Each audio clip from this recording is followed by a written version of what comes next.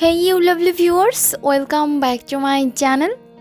আজকে শেয়ার করব খুব ইজি একটা রেসিপি। এটা আমাদের কাছে অনেকের কাছেই খুব মনে হয় যে ঝামেলা, আসলে ঝামেলার কিছুই নেই। পুরো সব টিপস শেয়ার করব আজকে।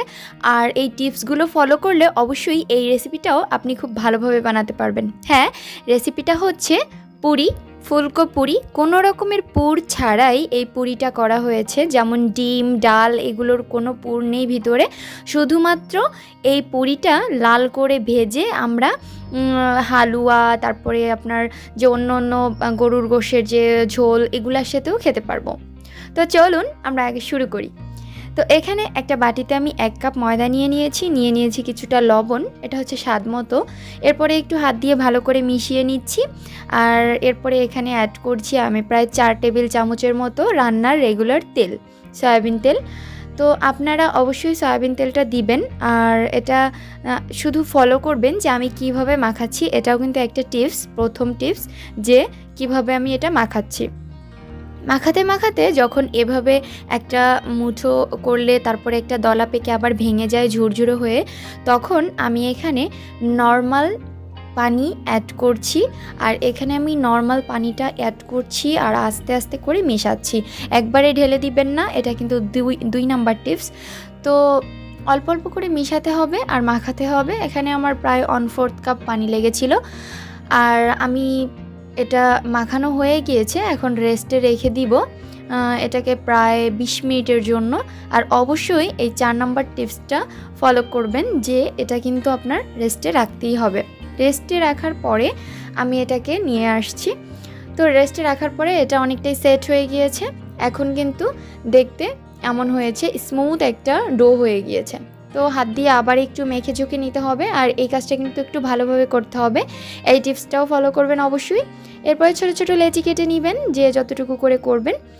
এরপরে খুব ভালো করে বেলে নিতে হবে। আর বেলার সময় অবশ্যই গুঁড়ো বা কোনো আটা, ময়দা এগুলো ব্যবহার না করাই ভালো। যদি তেল দিয়ে একটু একটু করে বেলতে পারেন তাহলে কিন্তু অনেক ভালো হয়। তো এভাবে করে এই শেপে আমি বেলে নিয়েছি। আর এখানে তেল গরম করে নিয়েছি। তেলটা অবশ্যই হাইলি গরম হতে হবে আর চুলার আঁচটা মাঝারিতে রাখতে হবে। যখন ওটা ফুলে উঠবে তখন আস্তে আস্তে করে এভাবে একটু তেলের মধ্যে ডুবিয়ে দিতে হবে। আর হ্যাঁ, আমি এখনই বলছি, আপনারা যদি 10টা পুরি ভাজেন 10টাই যে সুন্দরভাবে ফুলবে ঠিক তা কিন্তু নয়। কোনোটা একটু কম ফুলবে, কোনোটা খুব বেশি ফুলবে।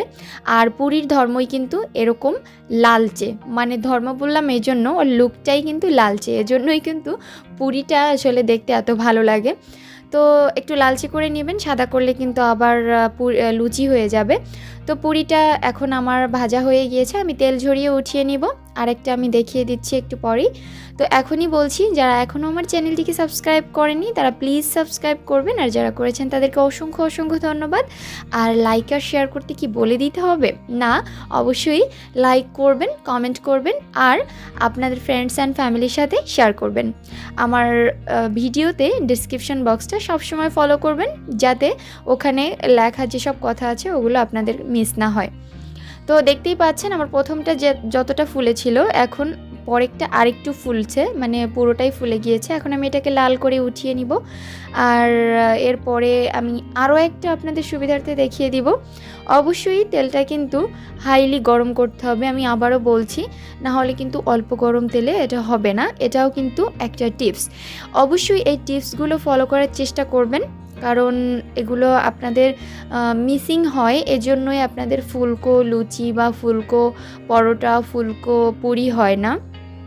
আমাদের এই যে একটা অভিযোগ যে ফুলকো হয় না, এটা কিন্তু আসলে প্রায় বলতে গেলে যে সবার মধ্যেই থাকে। তবে এভাবে যদি আমরা একটু ধৈর্য সহকারে তৈরি করি বা টিপসগুলো ফলো করি, অবশ্যই আমাদের এসব অভিযোগ থাকবে না। তো এটাকে এখন আমি লাল করে উঠিয়ে নিব। আর অবশ্যই অল্প তেলের মধ্যেও এটা ভাজতে পারবেন, তবে একটা একটা করে দিতে হবে আর ওর গায়ের উপরে তেলটা উঠিয়ে দিতে হবে। এটা কিন্তু খুবই একটা গুরুত্বপূর্ণ কাজ, যে যখন এটাকে চামচ দিয়ে ডুবিয়ে দিবেন তেলের মধ্যে, তারপরেও কিন্তু আপনার গায়ের উপরে তেলটা উঠিয়ে দিতে হবে, মানে পুরির গায়ের উপরে তেলটা উঠিয়ে দিবেন। তো এভাবে করে আমি সবগুলো ভেজে নিয়েছি আর এখন আমি চলে যাব একটু সার্ভ করতে। আর এটাকে আপনারা গরুর গোশ বা ভাজি ডাল সব কিছুর সাথেই খেতে পারবেন।